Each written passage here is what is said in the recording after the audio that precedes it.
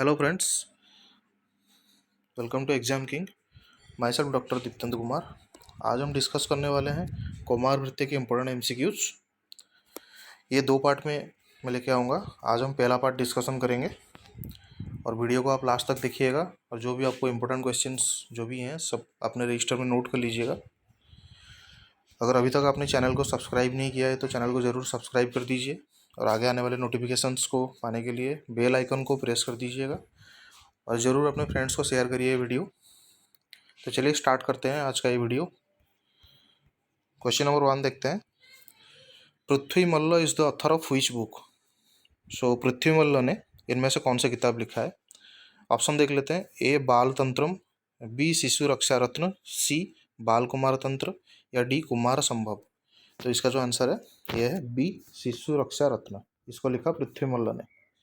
और ये जो बाल तंत्र है ऑप्शन ए बाल तंत्र, इसको लिखा कल्याण वैद्य ने।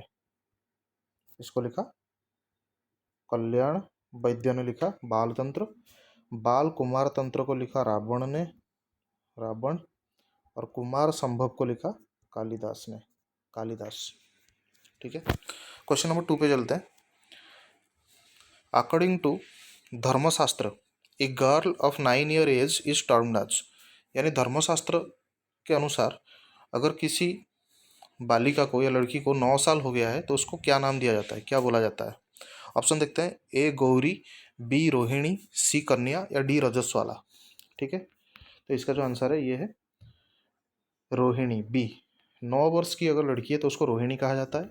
अगर 8 वर्ष की है तो उसको कहा जाता है गौरी। ठीक है, और 10 वर्ष की है तो उसको कहा जाता है कन्या। और 10 वर्ष से अगर ऊपर है तो उसको कहा जाता है रजस्वाला। ठीक है, क्वेश्चन नंबर 3 पे चलते हैं। According to Kashyap what should be the dose of medicine for नवजात शिशु? काश्यप के अनुसार अगर कोई नवजात शिशु है, न्यूबॉर्न बेबी है, तो उसके लिए औषधि की मात्रा कितनी होनी चाहिए? ऑप्शन देख लेते हैं। ए अंगुली पर्वद्वय, बी बिडंग फल के समान, सी एक रत्ती या डी एक कोलास्थी के बराबर। तो इसका जो आंसर है काश्यप के अनुसार ये है बिडंग फल के समान। नवजात शिशु को बिडंग फल के समान औषधि जो है मेडिसिन देनी चाहिए। ठीक है, और ये काश्यप ने कहा है ऐसा। सुश्रुत ने कहा है, सुश्रुत ने कहा है कि जो भी क्षीरप बालक है, क्षीरप यानी जो भी बालक केवल दुग्ध पान करता हो, उसकी मेडिसिन की डोज होनी चाहिए अंगुली पर्वद्वय, यानी कि एक उंगली में 3 पर्व यानी कि 3 जॉइंट्स होती है, तो उसमें से 2 जॉइंट के बराबर तक जितनी औषधि आएगा, 2 पर्व के बराबर पर्वद्वय उतना ही औषधि देनी चाहिए क्षीरप बालक को। और अगर क्षीरर नाद हो यानी दूध और अन्न दोनों लेता हो तो फिर उसको देनी चाहिए कोलास्थी। कोलास्थी, कोलास्थी यानी कोल यानी कि बेर, बेर की गुठली अस्थि, उसकी बराबर की मात्रा की देनी चाहिए।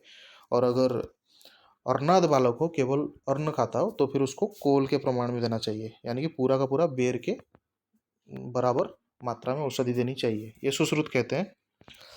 भावप्रकाश और योग रत्नाकर और सारंगधर कहते हैं कि 1 महीने के बालक को औषधि 1 रत्ती दे, अगर 1 महीना हुआ है, और हर महीना 1-1 रत्ती प्लस करते जाए, बढ़ाते जाए। तो जैसे ही 12 महीना आएगा तो 12 रत्ती हो जाएगा, यानी 12 महीना यानी 1 साल के लड़के को 12 रत्ती इज इक्वल टू 1 मासा। 12 रत्ती इज इक्वल टू 1 मासा, 1 मासा औषधि दें। और जैसे ही जैसे उम्र बढ़ेगा 1-1 साल 1-1 मासा बढ़ाते जाएं, तो ऐसे करते करते 16 वर्ष में 16 मासा तक आ जाएगा। 16 वर्ष के बालक को 16 मासा औषधि देंगे और ये मात्रा जो है 70 वर्ष तक कांस्टेंट रहेगा, यानी 16 से 70 वर्ष तक 16 मासा ही रहेगा और उसके बाद फिर औषधि की डोज कम हो जाएगी। ठीक है, और ये जो मात्रा है ये है कल्क, अवलय, चूर्ण, गुट्टिका, ये सब के लिए। अगर क्वाथ की मात्रा आएगी तो क्वाथ के लिए इन सब का 4 गुना लेंगे, क्वाथ के लिए लेंगे 4 गुना। ठीक है, और जो ऑप्शन डी है कोलास्थी लिखा हुआ है, ये है घृत की मात्रा। कोई नवजात शिशु है तो शिशु के लिए जो घृत की मात्रा है वो है कोलास्थी। 1 कोलास्थी की मात्रा में घृत दिया जाता है। नेक्स्ट क्वेश्चन पे चलते हैं। Question number 4, what should be the dose of घृत फॉर 4 मंथ चाइल्ड? 4 महीने के शिशु के लिए घृत की मात्रा कितनी होनी चाहिए? ऑप्शन देख लेते हैं। ए शुष्क अम्ल की, बी आर्द्र अम्ल की, सी आम्लकी या डी अकॉर्डिंग टू अग्निबल। तो 4 महीने के बच्चों के लिए शुष्क आम्लकी यानी सूखा हुआ आम्लकी के प्रमाण का घृत हम देंगे। ठीक है, अगर 4 महीने का है तो। अगर 5 से 6 महीने का शिशु है, 5 से 6 महीने के बीच का शिशु है, तो उसको आर्द्र आम्लकी यानी गीले आम्लकी के प्रमाण के बराबर घृत देंगे। ठीक है, और अगर अर्नाद बालक हो, अर्नाद यानी अन्न खाने लगा हो, अर्नाद बालक हो तो उसको आम्लकी प्रमाण में देंगे। ठीक है, और अगर क्षीरनाद बालक हो यानी दुग्ध और अन्न दोनों लेता हो तो उसको अग्निबल के अनुसार देंगे। अग्निबल उसका जितना हो उतना ही उसको हम घृत देंगे। और नवजात शिशु के लिए कितना देंगे? कोलास्थि की मात्रा में, जो हम ऊपर वाले क्वेश्चन में पढ़े, नवजात शिशु को एक कोलास्थि की मात्रा में देंगे। काश्यप ने एक और चीज़ भी कहा है, मैं आपको यहाँ बता देता हूँ। काश्यप ने कहा है कि जो औषधि है नवजात शिशु को देना चाहिए बिडंग फल की मात्रा में, जो हम ऊपर पढ़े क्वेश्चन में। लेकिन ये जो औषधि है आप धीरे धीरे बढ़ा भी सकते हो बच्चे की उम्र बढ़ने के साथ साथ, लेकिन कभी भी आम्लकी के प्रमाण से ज़्यादा औषधि नहीं देनी चाहिए बच्चे को। काश्यप कहते हैं एक आम्लकी जितना होता है उससे ज़्यादा औषधि नहीं देना चाहिए। और 12 वर्ष से नीचे वाले शिशु, जो 12 वर्ष से छोटे हैं, उनको भी निरंतर से औषध की प्रयोग नहीं करना चाहिए। बार बार उनको औषधि नहीं देना चाहिए। और जो 8 महीने से ऊपर वाले बच्चे हैं, 8 महीना होने के बाद हम बच्चे को क्या कर सकते हैं? पानी में घुलने वाले औषधि दे सकते हैं। पानी में जो घुल जाए, डिस्पर्सिबल कहते हैं या एफरवेसेंट कहते हैं, वो औषधियाँ दे सकते हैं, ये काश्यप कहते हैं। नेक्स्ट देखते हैं question number 5। According to Charak, after नाभिनाड़ छेदन, नाभिनाड़ी यानी अम्बलाइकल कॉर्ड छेदन, व्हिच मेडिसिन इज यूज्ड? यानी अम्बलाइकल कॉर्ड नाभिनाल का छेदन करने के बाद, इंसिजन करने के बाद कौन सा मेडिसिन का लेप लगाया जाता है? ऑप्शन देखते हैं। ए कुष्ठ तेल, बी गुड़ अम्भसा, सी लोध्र मधुक प्रियंगु या डी छाग सकृत। तो इसका जो आंसर है ये है ऑप्शन सी, लोध्र मधुक प्रियंगु। ये जो ड्रग हैं इनका कल्क से तेल सिद्ध करके उस तेल को लगाया जाता है नाभि नाड़ी छेदन करने के बाद उसके ऊपर। ठीक है, तो ये नाभि नाड़ी का जो छेदन है, बच्चे का जो अम्बलाइकल कॉर्ड काटा जाता है, तो कितने दूरी पे काटना चाहिए? तो ये चरक और सुश्रुत कहते हैं कि 8 अंगुल के दूरी पे आप काट दो। लेकिन बाघभट कहते हैं कि 4 अंगुल के दूरी पे आप काटो, 4 अंगुल के दूरी पे। और काटने के लिए कौन सा शस्त्र यूज होता है? अर्धधार शस्त्र यूज होता है। ठीक है, तो नाभि नाड़ी को काटने के बाद भी थोड़ा सा उसका अम्बलाइकल कॉर्ड जो है बच्चे का बड़ा सा रहता है, तो उसको गिराने के लिए क्या क्या यूज होता है? एक तो यूज होता है गुड़ अम्भसा यानी गुड़ को पानी में घिस के लगाया जाता है, जिससे क्या होता है, जो उन्नत नाभि होता है यानी जो नाभि नाड़ होता है वो गिर जाता है। और छाग सकृत भी दिया जाता है। छाग सकृत यानी बकरी का जो लीद होता है उसको सुखा के अग्नि में जला के उसका जो राख है उसको, उस पाउडर को डाला जाता है। ठीक है, और नाभि नाड़ के छेदन के बाद चरक के अनुसार हम लगाते हैं लोध्र मधुक प्रियंगु, और बाघभट के अनुसार हम लगाते हैं कुष्ठ तेल। बाघभट कहते हैं कुष्ठ तेल का सिंचन करो। नेक्स्ट क्वेश्चन पे चलते हैं, question number 6। What should be the right sequence of मुख शोधन ऑफ शिशु? जो बच्चा जन्म होता है तो उसका जो मुख शोधन किया जाता है, मुख विशोधन किया जाता है, तो वो किस क्रम से करना चाहिए? तो ऑप्शन देख लेते हैं। ए तालु ओष्ठ कंठ जीवा, बी ओष्ठ जीवा तालु, सी जीवा ओष्ठ कंठ या डी कंठ जीवा तालु। तो इसका जो राइट सीक्वेंस है वो है ए तालु ओष्ठ कंठ जीवा। सबसे पहले तालु को शोधन करें, फिर ओष्ठ को, फिर कंठ, फिर जीवा। ये चरक के अनुसार है। ठीक है, तालु ओष्ठ कंठ जीवा, आप इसको याद रख सकते हो एक कोड से। ताऊ की जीवा, ता से तालु, ऊ से ओष्ठ, ताऊ की से कंठ और जीवा, इस क्रम से। और अष्टांग संग्रह के अनुसार है, ये अष्टांग संग्रह के अनुसार है जीवा ओष्ठ कंठ, जे ओ के जीवा ओष्ठ कंठ, ये अष्टांग संग्रह के अनुसार क्रम है। और ऑप्शन ए जो है ये चरक के अनुसार क्रम है मुखशोधन का। नेक्स्ट क्वेश्चन पे चलते हैं, क्वेश्चन नंबर 7। हाउ मेनी आयु परीक्षा ऑफ शिशु इज मेंशन्ड बाय चरक? चरक ने जो शिशुओं का आयु परीक्षा बताया है वो कितना तरीके से बताया है, यानी कौन से तरीके से बताया है। तो इसका जो आंसर है ये है B39। 39 प्रकार की आयु परीक्षा शिशुओं के लिए बताया गया है, यानी उनका पैर की परीक्षा, उनके हाथों का, उनकी नाभि का, उनका कपाल का, उनकी दांत का, ऐसे करके 39 प्रकार की परीक्षा, आयु परीक्षा शिशुओं के लिए मेंशन किया चरक ने। ठीक है। और जो ऑप्शन ये देख रहे हो 24, ये 24 ये है धात्री परीक्षा। धात्री, धात्री यानी जो बच्चे का ख्याल रखता है, उसको दूध पिलाता है, धात्री। उसके लिए जो परीक्षा बताया गया है वो है 24 धात्री परीक्षा। ठीक है। और 16 प्रकार के संस्कार बताए गए हैं बच्चों में, 16 प्रकार के संस्कार। जो टोटल जो संस्कार बताए गए हैं वो है 40, उसमें से जो 16 है ये है प्रधान। प्रधान संस्कार जो है, संस्कार कितने हैं? 16। ठीक है। और ये जो आप देख रहे हो ऑप्शन बी, ऑप्शन सी 3 लिखा हुआ है, 3 से आप रिलेट कर सकते हो। जो बच्चे का प्राण प्रत्यागमन होता है, प्राण प्रत्यागमन यानी रिससिटेशन, बच्चा पैदा होने के बाद जो रिससिटेशन होता है प्राण प्रत्यागमन में 3 नाड़ियाँ इन्वॉल्व होती हैं। कितनी नाड़ी इन्वॉल्व होती हैं? 3। ठीक है। क्वेश्चन नंबर 8 पे चलते हैं। फल प्राशन संस्कार should be done in which month? ठीक है। जो फल प्राशन संस्कार है वो कौन से महीने में बच्चे को कराना चाहिए? ठीक है। ऑप्शन देख लेते हैं। ए 6ठा महीना, बी 10वां महीना, सी 6 से 8 या डी 4। तो देखिए फल प्राशन संस्कार जो है इसका अर्थ क्या है कि बच्चे को पहले फल का रस चटाना या फल थोड़ा सा खिलाना। तो पहले तो फल प्राशन संस्कार इसको बताया काश्यप ने ये संस्कार बताया है। ठीक है। और ये करनी चाहिए 6ठे महीने में, 6th मंथ में फल प्राशन संस्कार। और 10th मंथ में क्या करना चाहिए? काश्यप के अनुसार 10वें महीने में अन्नप्राशन संस्कार करनी चाहिए। अन्नप्राशन यानी उसको अन्न खिलाना कब से स्टार्ट करें? 10वें महीने से। जबकि अन्नप्राशन संस्कार सुश्रुत ने बताया 6ठे महीने में करना चाहिए, और भावप्रकाश ने बताया 6 से 8 महीने के बीच में करना चाहिए। ठीक है। और जो निष्क्रमण संस्कार है, निष्क्रमण संस्कार एक है, निष्क्रमण यानी घर से जो बच्चे को बाहर निकाला जाता है, निष्क्रमण किया जाता है। पहली बार जब उसको बाहर लेके निकलोगे, कौन से महीने में करना चाहिए? 4th month. 4th मंथ में करनी चाहिए निष्क्रमण संस्कार। क्वेश्चन नंबर 9 पे चलते हैं। डिस्क्रिप्शन ऑफ क्रीडनक यानी खिलौना इज डन बाय व्हिच आचार्य? कौन से आचार्यों ने बच्चों के खिलौनों के बारे में बताया, खिलौनों के बारे में मेंशन किया, क्रीडनक के बारे में? ऑप्शन देख लेते हैं। ए चरक काश्यप अष्टांग संग्रह, बी अष्टांग संग्रह, सी चरक अष्टांग संग्रह, डी काश्यप। तो इसका आंसर है ए चरक, काश्यप और अष्टांग संग्रह, इन तीनों ने ही खिलौनों के बारे में, बच्चों का खिलौनों के बारे में मेंशन किया है। ठीक है। बाकी के ऑप्शंस देख लेते हैं। अष्टांग संग्रह ने क्या क्या बताया है? अष्टांग संग्रह ने एक तो बताया है क्रीड़ा भूमि, क्रीड़ा भूमि यानी प्लेग्राउंड, बच्चों के क्रीड़ा भूमि कैसा होना चाहिए उसके बारे में इन्होंने बताया है सबसे पहले।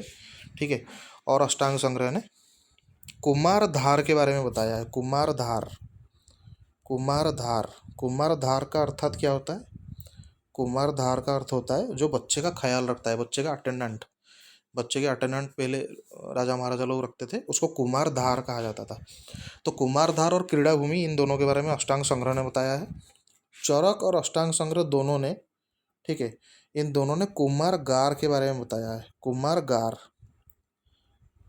कुमार गार मतलब बच्चा जहाँ रहता है, बच्चे को जहाँ रखा जाता है वो है गार। ठीक है, कुमार गार। नेक्स्ट क्वेश्चन देखते हैं, क्वेश्चन नंबर 10। चूड़ाकर्म संस्कार should be done in which month by Paraskar? Paraskar ऋषि के अनुसार जो चूड़ाकर्म संस्कार है वो कब करना चाहिए? चूड़ाकर्म क्या होता है? चूड़ाकर्म होता है मुंडन कर्म। बच्चे का जो मुंडन होता है वो कब करना चाहिए? ऑप्शंस देख लेते हैं। 1st year, 3rd year, 5th year या 6th 7th मंथ। तो पारस्कर के अनुसार चूड़ाकर्म जो है वो 1st ईयर करना चाहिए, यानी बच्चे को जब 1 साल हो जाए तब उसका चूड़ाकर्म कर दो। लेकिन आश्लायन के अनुसार, आश्लायन एक ऋषि है, आश्लायन ये कहते हैं कि 3 साल के बाद करो, 3rd ईयर में, आश्लायन के अनुसार। ठीक है। बाकी के ऑप्शंस देखते हैं। 5वें साल में कौन सा काम किया जाता है बच्चे का? 5वें साल जो बच्चे को हो जाता है तो 5th ईयर में उपनयन किया जाता है। उपनयन संस्कार, उपनयन संस्कार अर्थात बच्चे का पढ़ाई शुरू कर दिया जाता है। वेद आरंभ, वेद पाठन आरंभ, बच्चा पढ़ने लगता है 5 साल में। और 6th and 7th मंथ में क्या होता है? ये जो मंथ में ये होता है कर्णवेधन संस्कार। कर्णवेधन संस्कार यानी ईयर पियर्सिंग, कान में ईयर रिंग वगैरह पहनने के लिए किया जाता है। क्वेश्चन नंबर 11 पे चलते हैं। Which of the following is the feature of 7th month दंत उद्गम। ठीक है, अगर 7वें महीने में किसी बच्चे का दांत उगने लग जाता है तो उसका वो कैसा दिखेगा, किस प्रकार के लक्षण होंगे उसके। ऑप्शंस देखते हैं। ए प्रतिपाश्च गुणदंता, बी स्यंदन प्रहर्षिण, सी द्विपुटा स्फुटिनी राजीमंत, या डी आसुक्षयी आमय बहुल। तो अगर 7वें महीने में दांत उगेगा तो उसका आंसर होगा ऑप्शन सी द्विपुटा स्फोटिनी राजीमंत। द्विपुटा यानी दो दो दांत एक साथ उगेंगे, स्फोटिनी यानी दांत फटे हुए से दिखेंगे, राजीमंत यानी उसके ऊपर रेखाएं दिखेंगी। ये 7वें महीने का दांत का लक्षण है। ऑप्शन ए देख लेते हैं, प्रतिपाश्च गुणदंता। प्रतिपाश्च गुणदंता जो है ये 6th मंथ में अगर उगेगा दांत, 6ठे महीने में। गुणदंता यानी जिस दांत में बार बार कीड़े लगते हो, और प्रतिपाश्च यानी टेढ़े मेढ़े दांत। ठीक है, ऑप्शन बी देखते हैं, स्यंदन एवं प्रहर्षण। ये 5वें महीने में अगर दांत उगेगा तो ऐसा दिखेगा। स्यंदन प्रहर्षण का मतलब है कि सेंसिटिविटी ज़्यादा रहेगी उसमें ठंडा गर्म के लिए। ऑप्शन डी देखेंगे, आसुख्ययी आमय बहुल। ये 4th मंथ में अगर दांत उगेगा तो ये लक्षण आएंगे। आसुख्ययी यानी बार बार दांत टूट जाएंगे, आमय बहुल यानी बार बार उसमें बीमारी डिजीज होते रहेंगे। ठीक है, तो फिर कौन सा महीने में दांत उगेगा तो वो सही माना जाएगा। तो जो अच्छा दांत होता है, प्रशस्त दांत, वो 8th मंथ में उगता है, 8th मंथ में। ठीक है, क्वेश्चन नंबर 12 पे चलते हैं। व्हाट इज नंबर ऑफ हानव्य दंत। हानव्य दंत की संख्या कितनी होती है। ठीक है, option A 4, B20, C15, D5। तो हानव्य दंत जो होते हैं वो होते हैं 20। हानव्य यानी कि मोलार टूथ, मोलार, ये 20 होते हैं हानव्य। तो बाकी कौन से टूथ होते हैं। हानव्य के बाद एक होता है राजदंत। राजदंत, राजदंत की संख्या होती है 4। राजदंत यानी इंसीजर्स, जो सेंट्रल और लैटरल इंसीजर्स होते हैं वो होते हैं 4। एक होता है दंस्ट्रा। दंस्ट्रा, दंस्ट्रा यानी कैनाइन टूथ, कैनाइन, ये भी 4 होते हैं। ठीक है, और एक होता है बस्त। बस्त, बस्त, बस्त यानी कि प्रीमोलर्स, प्रीमोलर्स, ये भी 4 होते हैं। ठीक है, तो हानव्य 20 है, बाकी सब 4 4 4 हैं। ठीक है, ऑप्शन सी में जो 15 लिखा हुआ है, 15 प्रकार के जो होते हैं प्रशस्थ दांत होते हैं। प्रशस्थ दांत, अगर क्वेश्चन आए कि प्रशस्थ दांत की संख्या कितनी है तो है 15। और अप्रशस्थ दांत जो अच्छे नहीं होते हैं वो कितने हैं, 5। अप्रशस्थ है 5। नेक्स्ट चलते हैं question number 13। Which of the following is used as दंत रसायन। कौन सी चीज को दंत रसायन नाम दिया गया है। ठीक है, ऑप्शन देखते हैं। ए त्रिवर्ग त्रितय, बी कृष्ण तिल, सी मधुर कटुतिक्त कषाय रस, या डी दशम संस्कार चूर्ण। तो जो दंत रसायन है ये कहा जाता है कृष्ण तिल को।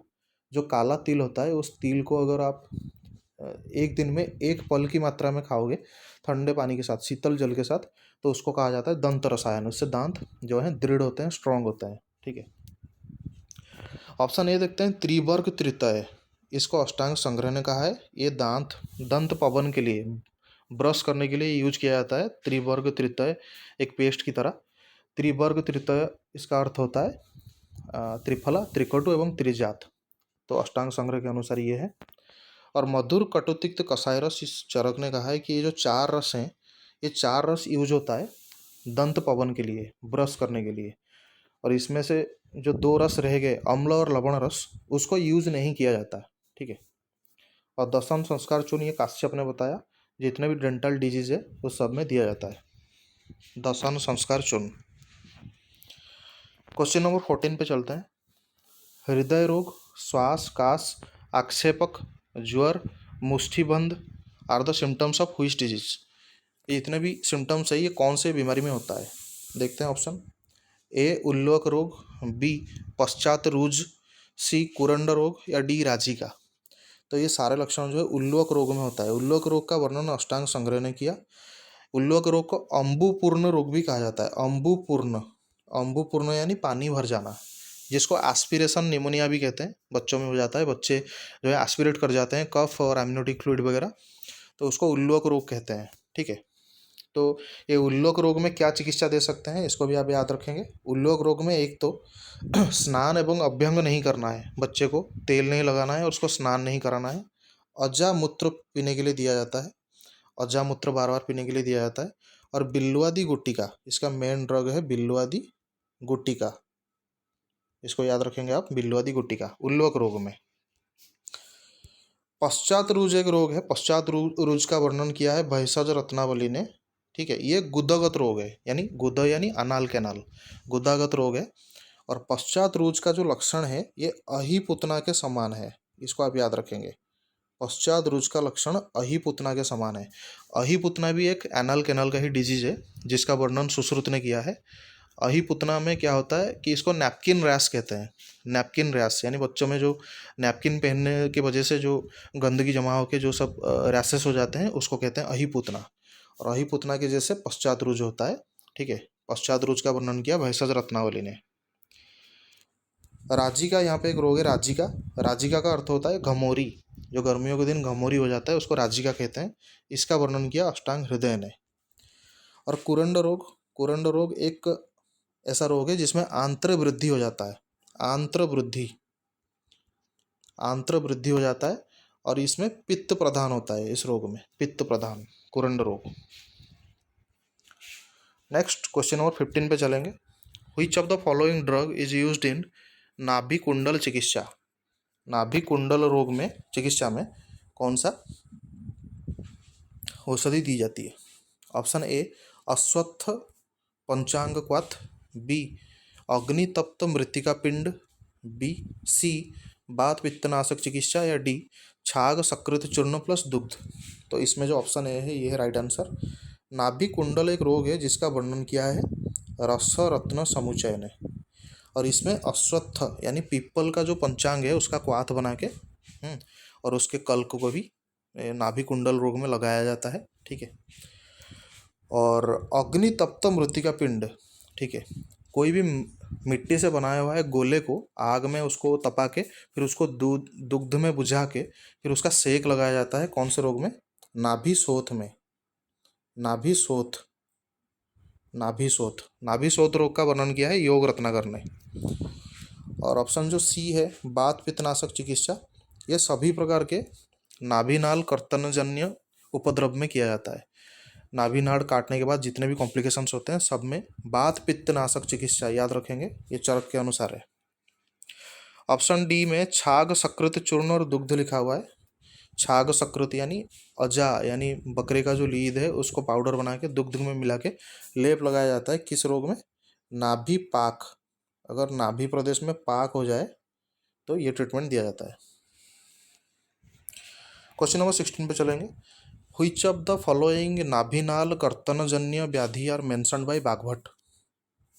बाघभट्ट के द्वारा इनमें से कितने नाभिनाल कर्तन्यजन्य व्याधि यानी अम्बलाइकल कॉर्ड को काटने के बाद जो कॉम्प्लिकेशंस होते हैं, जो व्यापद या व्याधि होते हैं, वो कितने प्रकार के हैं बाघभट्ट के अनुसार?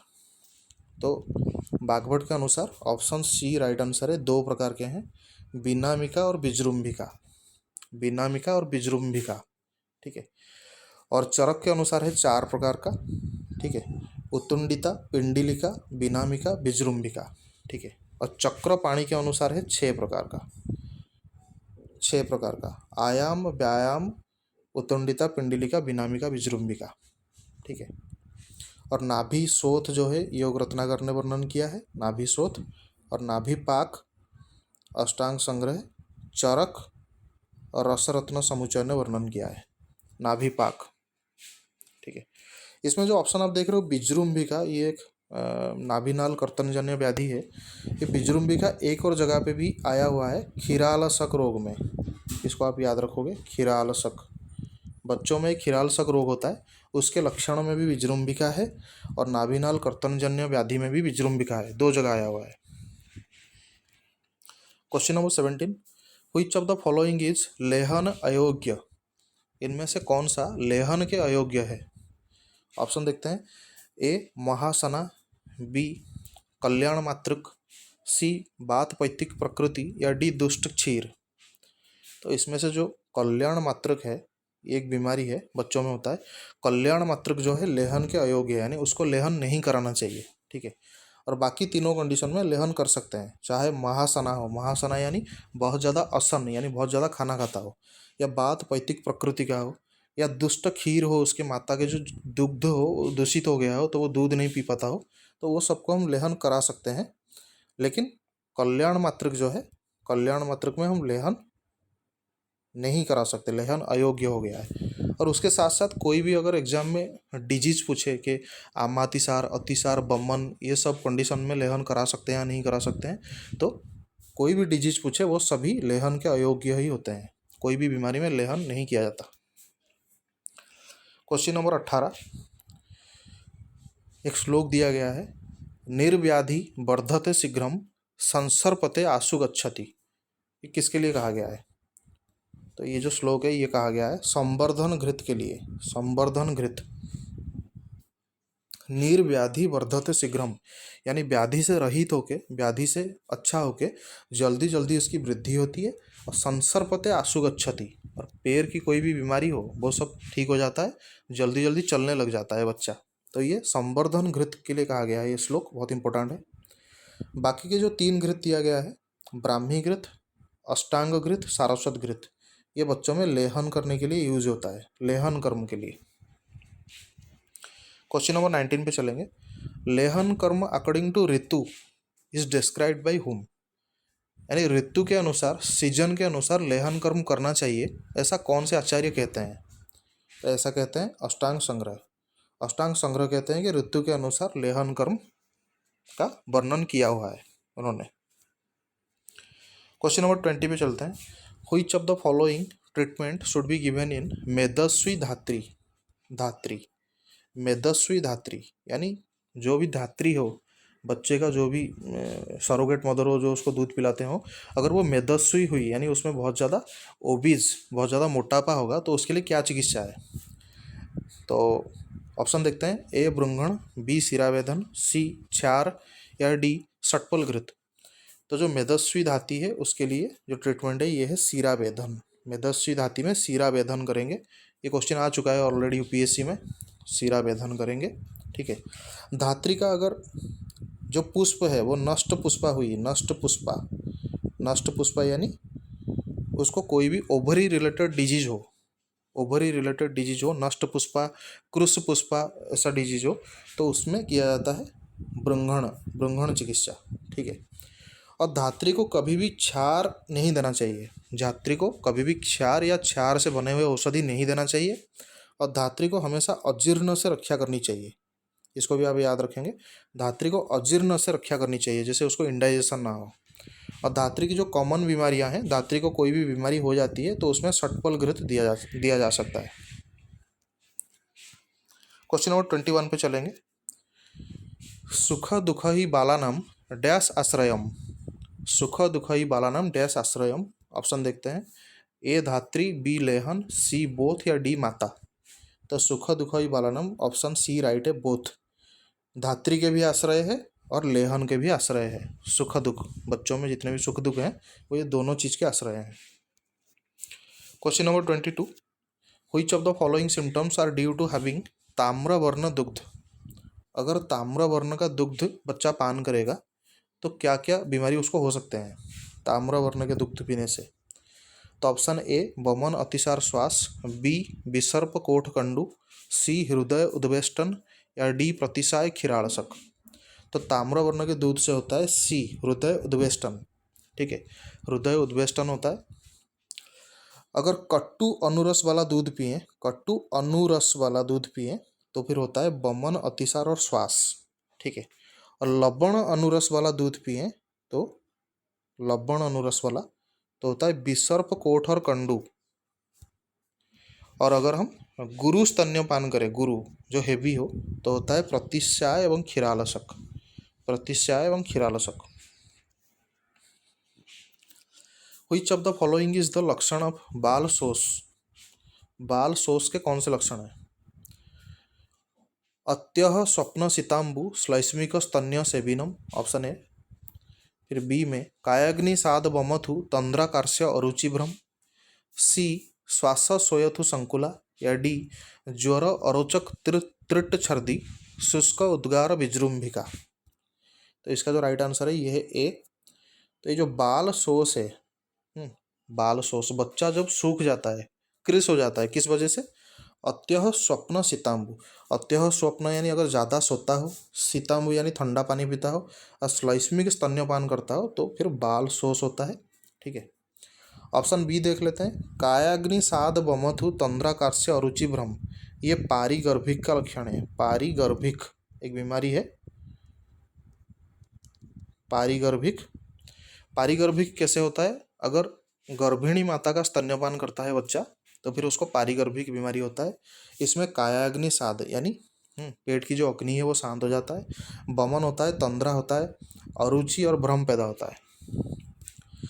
ऑप्शन सी में श्वास सोयथु संकुला, ये उत्फुल्लिका रोग का लक्षण है। उत्फुल्लिका, उत्फुल्लिका एक बच्चों में बीमारी होता है उत्फुल्लिका, उसमें स्वात सोयथु संकुला यानी सांस लेने में कष्ट होता है।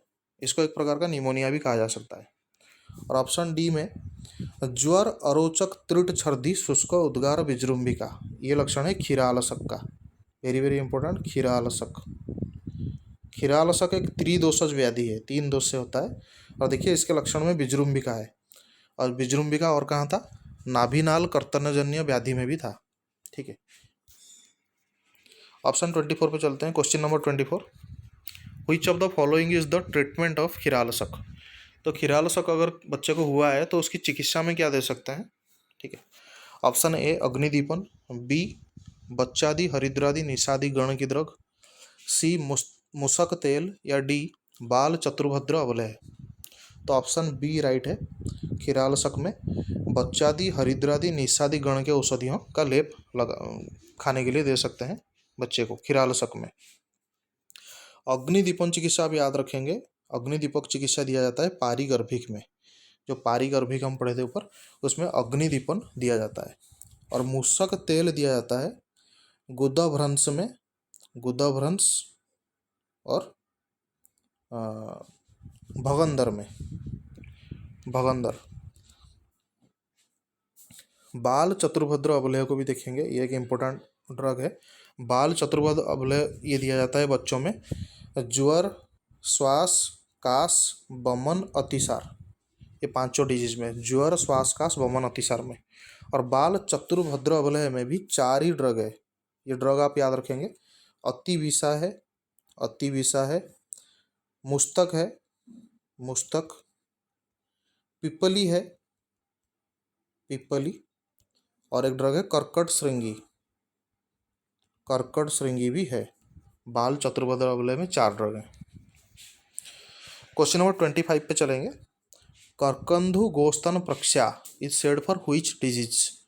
कर्कंधु एवं गोस्तन के जैसे दिखने लगता है, कौन सा बीमारी? ऑप्शन ए अरिकीलक, बी महापद्म, सी चर्मदल, या डी अहिपूतना। तो इसका आंसर है ए अरिकीलक। अरिकीलक एक प्रकार की स्किन डिजीज है, और इसका वर्णन किया है काश्यप ने। इसमें क्या होता है? करकंदु और गोस्तन के जैसे दिखता है। करकंदु यानी होता है एक प्रकार का बेर, और गोस्तन यानी गाय का स्तन, उसके जैसे स्किन के ऊपर छोटे छोटे जो है वाट निकल आते हैं। और इसकी चिकित्सा क्या है? अरिकीलक की चिकित्सा है क्षार सूत्र, क्षार सूत्र बांधा जाता है। काश्यप ने क्षार सूत्र का मेंशन केवल अरिकीलक में ही किया है, या अरिकीलक अगर है तो उसमें क्षार सूत्र बांध दो। चर्मदल, चर्मदल को बातात्मक कहा जाता है। बातात्मक, बातात्मक क्यों कहा जाता है? क्योंकि इसमें बात दोष प्रधान है, ये भी बच्चों को होता है। महापद्म रोग, महापद्म रोग इंपॉर्टेंट है। महापद्म रोग त्रिदोष से होता है, और इसको शिशु विसर्प भी कहा जाता है। शिशु विसर्प, विसर्प यानी एरिसिपालस, बच्चों में जो विसर्प होता है शिशु विसर्प, उसको महापद्म कहते हैं। और ये 2 प्रकार का है। और अहिपूतना, अहिपूतना हम पहले पढ़ चुके हैं। अहिपूतना को वर्णन सुश्रुत ने किया है, और इसमें कफ और रक्त दोष प्रधान है। कफ और रक्त दोष, इसको नैपकिन रैश भी कहते हैं। नैपकिन रैश, बच्चों में जो नैपकिन रैश होता है, गुद प्रदेश में छोटे छोटे घाव हो जाते हैं पैड वगैरह, उसका डायपर वगैरह चेंज ना करने से, उसको कहते हैं अहिपूतना। और अहिपूतना के जैसे एक और बीमारी है जिसको कहते हैं पश्चात रुज, पश्चात रुज, जिसका वर्णन किया है भैषज रत्नावली ने। ठीक है। तो आज का पार्ट 1 यहाँ पे ख़त्म होता है। और अगर आप लोगों को कोई भी क्वेश्चन समझ में नहीं आया हो या कुछ सजेशन देना हो तो मुझे व्हाट्सएप पे ज़रूर भेज सकते हैं, और इसका पार्ट 2 जल्दी लेके आऊँगा। दोस्तों, thanks for watching my video.